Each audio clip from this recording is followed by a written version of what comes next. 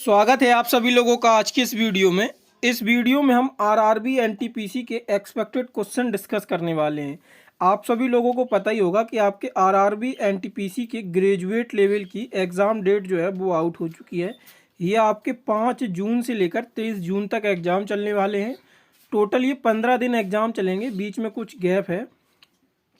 और आप लोगों को बता दें, इससे पहले हमने एक पीवाईक्यू सीरीज भी की थी जिसमें हमने 16 वीडियो किए थे और साथ में एक वीडियो कंप्यूटर का किया था जिसमें इम्पोर्टेंट पीवाईक्यूज क्वेश्चन हमने कराए थे।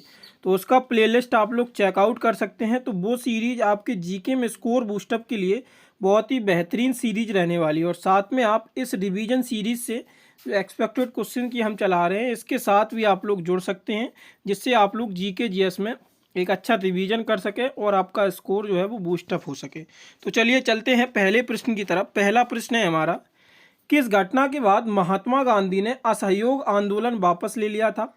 तो ये कौन सी घटना हुई थी जिसके बाद महात्मा गांधी ने असहयोग आंदोलन को वापस ले लिया गया था? तो इसका जो राइट आंसर होगा वो होगा आपका चौरी चौरा कांड। चौरी चौरा कांड के बाद महात्मा गांधी ने असहयोग आंदोलन को वापस ले लिया गया था।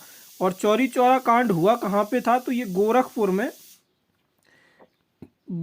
में फरवरी 1922 को ये चौरी चौरा कांड हुआ था। अगर हम असहयोग आंदोलन की बात करें तो ये आपका 1920 में असहयोग आंदोलन हुआ था। रोलट एक्ट ये आपका 1919 में आया था। जलियांवाला बाग नरसंहार या हत्याकांड 13 अप्रैल 1919 को हुआ था। और दांडी यात्रा ये मार्च 1930 में शुरू की गई थी गांधी जी के द्वारा। अगर हम गांधी जी की बात करें तो गांधी जी की जो पहली उपस्थिति थी, ये भी प्रश्न एक बनता है कि गांधी जी की जो पहली पब्लिक अपीयरेंस थी ये कहाँ पे देखने को मिली थी? तो बनारस हिंदू विश्वविद्यालय यानी कि जो बीएचयू की स्थापना हुई थी तो वहाँ पे गांधी जी की पहली पब्लिक अपीयरेंस देखने को मिली थी। ये इंपॉर्टेंट प्रश्न बनता है और प्रीवियस ईयर में भी ये प्रश्न बना है। इसके साथ अगर हम बात करें, गांधी जी की किताब है सत्य के साथ मेरे प्रयोग, तो ये आपको इतनी चीज़ें याद रखनी है। ऐसे ही हम आगे सारे प्रश्न डिस्कस करने वाले हैं सारी डिटेल के साथ। अगला प्रश्न आता है, कलामंडलम कल्याणी कुट्टी अम्मा को डैश में उनके काम के लिए प्रसिद्ध और मान्यता प्राप्त है? तो कलामंडलम कल्याणी कुट्टी अम्मा एक बहुत ही फेमस नाम है, मोहिनी अट्टम से ये संबंधित हैं। अगर हम मोहिनी अट्टम नृत्य की बात करें तो ये जो है आपका केरल से संबंधित है। और केरल एकमात्र ऐसा राज्य है जिसके 2 शास्त्रीय नृत्य हैं। एक तो आपका मोहिनी अट्टम हो जाता है और दूसरा आपका कथकली हो जाता है। तो ये आपको याद रखना है कि केरल के 2 शास्त्रीय नृत्य हैं। वहीं अगर हम अब मोहिनी अट्टम नृत्य को देखते हैं तो मोहिनी अट्टम नृत्य जो है ये विष्णु भगवान के स्त्री रूप को दर्शाता है। किसको? स्त्री रूप को ये दर्शाता है। और आपको एक चीज़ और पूछा जाता है कि मोहिनी अट्टम नृत्य में किन फूलों का प्रयोग किया जाता है? तो ये आपके चमेली के फूल होते हैं। इसके साथ मोहिनी अट्टम नृत्य नाट्य शास्त्र के अनुसार एक जो लास्य शैली है, किसका? लास्य शैली जो है ये उसी पर आधारित है। और नाट्य शास्त्र जो पुस्तक है ये भरत मुनि के द्वारा लिखी गई थी। और इसमें अगर हम मोहिनी अट्टम के पुस्तक की बात करें तो उसको हम व्यवहार माला के रूप में जानते हैं। अब देखते हैं हम मोहिनी अट्टम के इम्पोर्टेंट एक्सपोनेंट। तो एक तो आपने देख ही लिया, नाम इम्पोर्टेंट है, ये कलामंडलम कल्याणी कुट्टी अम्मा का। दूसरा आता है डॉक्टर सुनिंदा नायर का। किसका? डॉक्टर सुनिंदा नायर का। और इनको मास्टर डिग्री प्राप्त थी किसमें? मोहिनी अट्टम में। और दूसरा नाम आता है पल्लवी कृष्णन का, जिसको संगीत नाटक अकादमी 2022 भी प्राप्त हुआ था। अगला प्रश्न देखते हैं। अगला प्रश्न है, भारत की 5वीं पंचवर्षीय योजना किस पर केंद्रित थी? तो ये प्रश्न आपका 5 ईयर प्लान से है। तो 5वीं पंचवर्षीय योजना किस पर केंद्रित थी? तो ये गरीबी निवारण पर ये केंद्रित थी। तो इसका राइट आंसर क्या होगा? Option D. और पंचवर्षीय योजना हम आपको पीवाईक्यू सीरीज में सारा डिटेल्ड एक्सप्लेनेशन, जितनी भी बारीक से बारीक जानकारी बन सकती थी 5 पंचवर्षीय योजनाओं से, वो हम डिस्कस करा चुके हैं। नहीं तो आप सर्च भी कर सकते हैं 5 ईयर प्लान इनकी पंचवर्षीय योजना वाई घंटा जॉब या जीके स्टडी सेंटर, तो आपको एक वीडियो मिल जाएगा। वो बेहतरीन वीडियो रहने वाला है आपका पंचवर्षीय योजना के रिवीजन के लिए। तो पंचवर्षीय योजना का जो समय था वो 1974 से 1978 का समय था। 74 से 78 का समय था। और पंचवर्षीय योजना में और भी अन्य लक्ष्य रखे गए थे, जिसमें एक तो आपका आता था रोजगार सृजन का रोजगार सृजन का लक्ष्य रखा गया था। साथ में आत्मनिर्भर भारत का भी लक्ष्य रखा गया था। और एक इम्पोर्टेंट बनता है 20 पॉइंट प्रोग्राम, 20 सूत्रीय कार्यक्रम, ये मोस्ट इम्पोर्टेंट बन जाता है। जैसे गरीबी निवारण एक इम्पोर्टेंट बनता है, ऐसे ही 20 पॉइंट प्रोग्राम भी इम्पोर्टेंट बनता है। तो ये आपका प्रीवियस ईयर में पूछा गया था कि 20 सूत्री कार्यक्रम किस पंचवर्षीय योजना का लक्ष्य था, तो ये 5वीं पंचवर्षीय योजना का लक्ष्य था। पंचवर्षीय योजना के बारे में बात करें तो पंचवर्षीय योजना की शुरुआत 1951 में हुई थी और पहली पंचवर्षीय योजना 1951 से 56 तक चलती है। हेराल्ड डॉलर मॉडल पर आधारित होती है। जवाहरलाल नेहरू प्रधानमंत्री होते हैं। कृषि इसका मुख्य उद्देश्य था। दूसरी पंचवर्षीय योजना 1956 से 1961 तक होती है। रैपिड इंडस्ट्रियलाइजेशन, तीव्र औद्योगिकरण इसका लक्ष्य था। इसी के साथ हमने दुर्गापुर, भिलाई इन इस्पात संयंत्रों की स्थापना की थी इसी में। और तीसरी पंचवर्षीय योजना जो थी वो 1961 से लेके 1966 तक चलती है। इसमें गेहूं उत्पादन, क्योंकि इसी समय हरित क्रांति इसी पंचवर्षीय योजना में आई थी, तीसरी पंचवर्षीय योजना में। ये प्रश्न ऐसे पूछा जाता है कि हरित क्रांति किस पंचवर्षीय योजना में शुरू की गई थी, तो इसका राइट आंसर होगा तीसरी पंचवर्षीय योजना में शुरू की गई थी। तो इस पंचवर्षीय योजना में गेहूं उत्पादन मुख्यतः कृषि पर ही जोर दिया गया था और कृषि में भी गेहूं उत्पादन जो था उस पर इसमें जोर दिया गया था। तो ये थे पंचवर्षीय योजना से संबंधित इंपोर्टेंट प्रश्न। वहीं अगर हम इसमें बात करें तो पंचवर्षीय योजना अभी वर्तमान समय में कार्यरत नहीं है। जो पंचवर्षीय योजना की जगह के अब नई चीज़ आई है वो है NITI Aayog, national institution for transforming India, और ये एक थिंक टैंक के रूप में कार्य करता है। अध्यक्ष इसके प्रधानमंत्री होते हैं, ये आपको याद रखना है।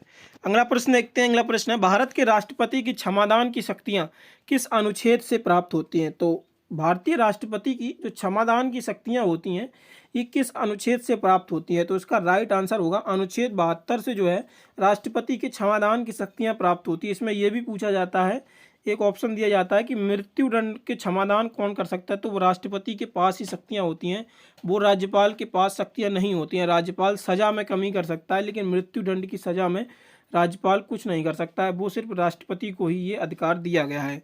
वहीं राष्ट्रपति की अगर हम ट्रिक देखें तो आप इसे ऐसे याद कर सकते हैं। एक जो ट्रिक थी आपकी पकानी कोका दयोदशम, तो इसको हम यहाँ पे लिख लेते हैं, पकानी कोका दयो दशम। तो ये आपका हो जाएगा 52, ये 53, 54, 55, 56, 57 हो गया, ये आपका हो गया 58, ये आपका 59, 60 और 61। तो यहाँ पे देखते हैं तो पहला आपका आता है पकानी, तो 52 में ये होगा आपका क्या, 52 में आपका दिया गया है पद, 53 में दिया गया है कार्यपालिका का प्रधान, 54 में दिया गया है निर्वाचन, ये आप लिख लीजिएगा। और 55 में क्या दिया गया है, तो 55 में जो दिया गया है आपका 55 में कार्यकाल दिया गया है, 56 में आपका कोटा दिया गया है, 57 में क्या दिया गया है, 57 में दोबारा दिया गया है और 58 में योग्यता दी गई है, 59 में आपकी क्या दिया गया है, 59 में आपकी दशा है और 60 में शपथ है और 61 में महाभियोग और 72 में आपकी क्षमादान शक्ति। तो राष्ट्रपति मैंने आपको इस शॉर्ट ट्रिक से पूरा एक ही बार में समराइज कर दिया है। तो इस ट्रिक को आप लिख भी सकते हैं, पकानी कोका दयोदशम, ठीक है। और ये भी 72 भी लिख लीजिएगा उसी में। अगला प्रश्न देखते हैं। अगला प्रश्न है, उगादि का त्यौहार हर साल हिंदू महीने में मनाया जाता है। तो पहले दिन ये कब मनाया जाता है? हिंदू त्यौहार, उगादि त्यौहार है ये हिंदू महीने में होता है, तो ये चैत्र के पहले दिन मनाया जाता है उगादि त्यौहार। अच्छा, उगादि त्यौहार जो है वो दक्षिण भारत के नव वर्ष के रूप में भी मनाया जाता है। दक्षिण भारत के ये प्रमुखता किन राज्यों में मनाया जाता है उगादि? तो एक तो आपका कर्नाटक हो गया, आंध्र प्रदेश हो गया, कर्नाटक आंध्र प्रदेश के साथ इसमें तेलंगाना, ये इन राज्यों में उगादि मनाया जाता है। इसके बाद अगर हम अन्य राज्यों के जो नववर्ष त्यौहार हैं वो देखें तो सबसे पहले तो आप यूपी का देख लीजिए। तो यूपी का जो होता है वो आपका कौन सा है? खिचड़ी है। नवरेह किसका है? तो नवरेह जम्मू कश्मीर का है। पोइला बैसाख ये आपका कहाँ का है? पश्चिम बंगाल का है। इसके बाद अगर हम बात करें बोहाग बिहू की, किसकी? बोहाग बिहू की, तो बोहाग बिहू असम से है। तो ये तो आपको याद ही हो जाए क्योंकि बिहू भी नृत्य जो है वो असम से ही संबंधित है। और केरल का क्या है? तो केरल का जो है वो बिशु है। केरल का क्या है? बिशु है। और पंजाब की अगर हम बात करें तो पंजाब का कौन सा है? तो पंजाब का जो है वो आपका बैसाखी है। क्या है? बैसाखी जो है ये आपका पंजाब का है। तो ये अन्य राज्यों के महत्वपूर्ण नववर्ष त्यौहार थे। अगला प्रश्न देखते हैं। अगला प्रश्न आता है, तो उससे पहले आप लोगों को बता दें, अगर आप लोग स्टैटिक जीके में परेशान हो रहे हैं तो आप ये हमारी ई बुक खरीद सकते हैं। इसमें हमने डिफरेंट एग्जाम को, एसएससी, रेलवे, डिफेंस और जो भी अन्य स्टेट्स के एग्जाम्स होते हैं उन सभी को एनालिसिस करते हुए 50+ इम्पोर्टेंट जीके के टॉपिक बनाए हैं जो आपके हर वनडे एग्जाम्स में पूछे जा रहे हैं। तो आप इसे परचेज कर सकते हैं। इसका लिंक आपको डिस्क्रिप्शन में मिल जाएगा, तो वहाँ से आप इसे खरीद सकते हैं। चलिए चलते हैं प्रश्न नंबर 6 पे। केंद्रीय मंत्री नितिन गडकरी ने किस स्थान पर दुनिया की पहली 100% इथेनॉल ईंधन वाली कार लॉन्च की है? तो ये नई दिल्ली में इसको लॉन्च किया गया है केंद्रीय मंत्री नितिन गडकरी के द्वारा। सड़क एवं परिवहन मंत्रालय ये देखते हैं। अगला प्रश्न आता है, उस्ताद बिंदु खान और संतोष मिश्रा किस वाद्य यंत्र से संबंधित प्रसिद्ध वादक हैं? तो इनका नाम संतोष मिश्रा और उस्ताद बिंदु खान का, ये किस वाद्य यंत्र के लिए प्रसिद्ध हैं? तो इसका राइट आंसर होगा सारंगी के लिए ये प्रसिद्ध हैं। वहीं अगर हम सितार की बात करें तो सितार से सबसे पहला नाम आता है पंडित रविशंकर का, इसके बाद आता है निखिल बनर्जी का, और तीसरा नाम आता है विलायत खां का, और चौथा नाम आता है अनुष्का शंकर का। ये लोग सितार से संबंधित हैं। केंद्रीय मंत्री अमित शाह ने किस स्थान पर देश के पहले नैनो डीएपी संयंत्र का उद्घाटन किया है? तो इसका राइट आंसर क्या होगा? तो इसका राइट आंसर होगा गांधीनगर, गुजरात में ये पहले नैनो डीएपी संयंत्र का उद्घाटन किया गया है अमित शाह के द्वारा। करंट अफेयर में हम वही चीज़ यहाँ पे कवर करेंगे जो इम्पोर्टेंट बन सकती है आपके एग्जाम पॉइंट ऑफ व्यू से, और भी जो इम्पोर्टेंट करंट अफेयर होंगे वो हम आपके एक वीडियो में डिस्कस करा देंगे आपको एग्जाम से पहले। ठीक है। 9वां प्रश्न बनता है, संविधान का अनुच्छेद 39A- से संबंधित है।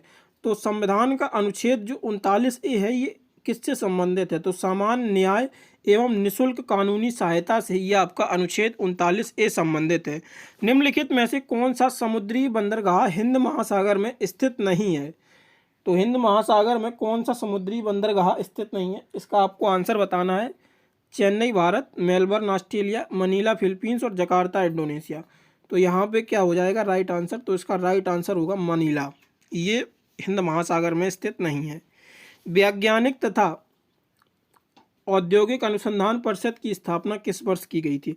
तो वैज्ञानिक तथा औद्योगिक अनुसंधान परिषद की जो स्थापना है ये आपकी 1942 में की गई थी। 26 सितंबर, कब? 26 सितंबर 1942 में इसकी स्थापना की गई थी। अगर हम इसके हेडक्वार्टर की बात करें तो हेडक्वार्टर जो है इसका नई दिल्ली में स्थित है।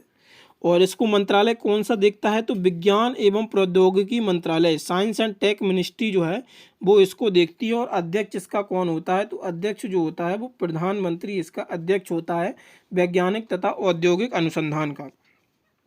अगला प्रश्न आता है, किसी अर्थव्यवस्था में वह स्थिति जिसे लंबे समय तक बहुत कम या कोई विकास ना हुआ हो तो क्या कहलाती है? तो ऐसी स्थिति जिस अर्थव्यवस्था का विकास ना हो रहा हो या विकास जो हो रहा हो बहुत ही मामूली रूप से हो रहा हो, तो ऐसी जो अर्थव्यवस्था होती है वो स्थिर अर्थव्यवस्था कहलाती है। अगला प्रश्न आता है, भारत की प्रथम परमाणु ऊर्जा चलित पनडुब्बी है। तो पहली परमाणु ऊर्जा चलित पनडुब्बी कौन सी है? तो अरिहंत जो है ये आपकी पहली परमाणु ऊर्जा चलित पनडुब्बी है। अगर अकुला और सिंधु घोष की बात करें तो ये रूस से लाई गई हैं भारत में।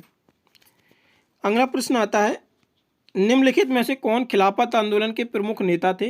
तो खिलाफत आंदोलन के जो प्रमुख नेता थे वो मौलाना मोहम्मद अली और शौकत अली जो थे ये प्रमुख खिलाफत आंदोलन के नेता थे। तो और ये खिलाफत आंदोलन क्यों शुरू हुआ था? ऑटोमन एम्पायर को बचाने के लिए खिलाफत आंदोलन शुरू हुआ था। जैसे ही Ottoman Empire British East India Company ने जीता वैसे ही ये आंदोलन भी समाप्त हो गया था। किस धारावाही चालक को डैश रखने पर कोई बल नहीं लगता है? तो इसे किस धारावाही चालक को किस स्थिति में रखा जाए जिसमें कोई भी बल नहीं लगता है? तो चुंबकीय क्षेत्र के समांतर अगर इसे रखा जाए तो इसमें कोई भी बल नहीं लगता है। अगला आता है, निम्न में से किस अधिनियम ने भारत में ब्रिटिश ईस्ट इंडिया कंपनी का शासन समाप्त कर दिया और भारत को इंग्लैंड के ताज के अधीन कर दिया? तो ये आपको पता ही होगा कि चार्टर जो 1858 का आया था उसी के बाद ब्रिटिश क्राउन के अंडर भारत का शासन चला गया था। तो यहाँ पे दिया गया होगा आपका ऑप्शन कौन सा होगा, तो ये यहाँ पे कंफ्यूजन, ये दिया गया है आपका भारत सरकार अधिनियम 1858। ये आपका दोबारा से लिख गया है, सॉरी, इसके लिए यहाँ पे एक्ट आप हटा देंगे, चार्टर एक्ट 1853। तो ये भारत सरकार अधिनियम 1858 के अंतर्गत ही जो भारत सरकार का रूल था वो ब्रिटिश क्राउन के अंडर चला गया था। पहले इसको ब्रिटिश ईस्ट इंडिया कंपनी देखा करती थी। निम्नलिखित में से कौन सा गुण आवर्त सारणी के वर्ग एक में तत्वों के लिए समान नहीं है। तो आवर्त सारणी एक में जो होते हैं उनमें से कौन सा इनका गुण नहीं होता है। ये विद्युत के सुचालक होते हैं, ये अत्यधिक अभिक्रियाशील होते हैं, इनके पास एक संयोजिता इलेक्ट्रॉन होता है। तो ये तीनों आपके राइट हैं। ये आवर्त सारणी के वर्ग एक की तीनों की खासियत है, लेकिन वे कमरे के तापमान पर गैस के रूप में होते हैं। ये आपका गलत हो जाएगा। तो इसका राइट आंसर क्या होगा, क्योंकि नहीं पूछा गया है तो राइट ऑप्शन इसका डी होगा। बाकी आपको आवर्त सारणी वर्ग एक के ये तीनों के तीनों भी याद रखने हैं। अगला प्रश्न आता है, भारत की 2011 की जनगणना के अनुसार बिहार राज्य भारत का सबसे अधिक जनसंख्या वाला राज्य है। तो इसका राइट आंसर क्या होगा, तो इसका राइट आंसर होगा 5वां। अगला प्रश्न आता है, अभिज्ञान शकुंतलम के लेखक कौन है। तो अभिज्ञान शकुंतलम के जो लेखक हैं इसका राइट आंसर क्या होगा, कालिदास जो हैं ये आपके अभिज्ञान शकुंतलम के लेखक हैं। तैराकी में निम्नलिखित में से कौन सा स्ट्रोक बाहर से पूल में गोता लगाने के लिए शुरू नहीं होता है। तो बाहर से पूल में गोता लगाने के लिए जो बैक स्ट्रोक होता है इसकी शुरुआत नहीं की जाती है। बाकी बटरफ्लाई, ब्रेस्ट स्ट्रोक और फ्री स्टाइल में हम बाहर से जो अंदर कूदते हैं तो इन तीनों फॉर्म में हम कूद सकते हैं, लेकिन जो बैक स्ट्रोक होता है ये नहीं होता है इसमें। अगला प्रश्न आता है, निम्नलिखित में से सल्तनत कालीन शासकों का क्रमानुसार व्यवस्थित कीजिए। तो मुबारक खिलजी, खुसरो शाह और मोहम्मद शाह और आलम शाह। तो उसका राइट आंसर जो होगा आपको इन फॉर्म में बताना है। तो ये चारों ही फॉर्म में लगे हुए हैं, तो 1 2 3 4 ही आपका बन जाएगा। पहले मुबारक शाह खिलजी आया था, इसके बाद खुसरो शाह, मोहम्मद शाह और आलम शाह। तो 1 2 3 और 4 इसका जो होगा राइट आंसर होगा। अब हमें यहाँ पे कूट में वो देखना होगा कि इसका क्या राइट आंसर बनता है। देखिए कूट में मैंने आपको बताया था 1 2 3 4, तो ये आपका राइट ऑप्शन होगा कूट का। अगला प्रश्न देख लेते हैं। अगला प्रश्न है, लू किस ऋतु की विशेषता है। तो लू जो है ये आपकी गर्मियों में चलती है, ये गर्मियों की एक विशेषता है। गौतमी पुत्र सतकर्णी को सतवाहन वंश का सबसे महान राजा माना जाता है, उसका तत्काल उत्तराधिकारी कौन था। तो गौतमी पुत्र सतकर्णी का जो तत्काल उत्तराधिकारी था वो वशिष्ठ पुत्र श्री पलुमावी था, उसका उत्तराधिकारी बना था। अगला प्रश्न आता है, निम्नलिखित में से किसका रासायनिक नाम सोडियम हाइड्रोजन कार्बोनेट है। तो सोडियम हाइड्रोजन कार्बोनेट जो है ये रासायनिक नाम किसका है। तो बेकिंग सोडा का ये रासायनिक नाम है। अगला प्रश्न है, यूआरएल क्या होता है। तो यूआरएल जो होता है, यूआरएल का आपको फुल फॉर्म बता दें तो इसका फुल फॉर्म होता है यूनिफॉर्म रिसोर्स लोकेटर, यानी कि इंटरनेट पर प्रदर्शित होने वाला वेब पेज का पता लगाता है यूआरएल, और यूआरएल का फुल फॉर्म भी यूनिफॉर्म रिसोर्स लोकेटर होता है। तो इसका राइट आंसर क्या होगा, इसका राइट आंसर होगा ऑप्शन सी। अब देखते हैं आज का प्रश्न, जिसका आंसर आप लोगों को हमें कमेंट बॉक्स में बताना है। केंद्रीय मंत्री अमित शाह ने किस स्थान पर देश के पहले नैनो डीएपी संयंत्र का उद्घाटन किया है। लखनऊ, गांधीनगर, भोपाल और जयपुर। तो इसका राइट आंसर जो भी होगा आप लोग हमें कमेंट बॉक्स में ज़रूर बताएं, और जो भी आपको इस प्रश्न से संबंधित जानकारी पता हो वो भी आप लोग कमेंट बॉक्स में लिख सकते हैं। बाकी आप लोगों को बता दें कि एनटीपीसी के आप लोग अगर मॉक देना चाहते हैं तो फ्री ऑफ कॉस्ट यहाँ पे हमने 10 स्पेशल मॉक आपके लेटेस्ट पैटर्न पर यहाँ पे डलवा दिए हैं, और सेक्शन वाइज भी आपको टेस्ट मिल जाएंगे। तो यहाँ से आप इन टेस्टों को दे सकते हैं। ऐप का लिंक आपको डिस्क्रिप्शन में मिल जाएगा, और आप लोग रेलवे सेक्शन में जैसे ही जाएंगे तो वहाँ पे एनटीपीसी के टेस्ट आप लोग दे सकते हैं। फ्री ऑफ कॉस्ट हमने आप लोगों के लिए 10 मॉक टेस्ट प्रोवाइड करा रखे हैं, तो आप लोग देख लीजिएगा। और बाकी ई बुक के लिए आप अगर परचेज़ करना चाहें तो उसका लिंक भी आप लोगों को डिस्क्रिप्शन में दिया गया है।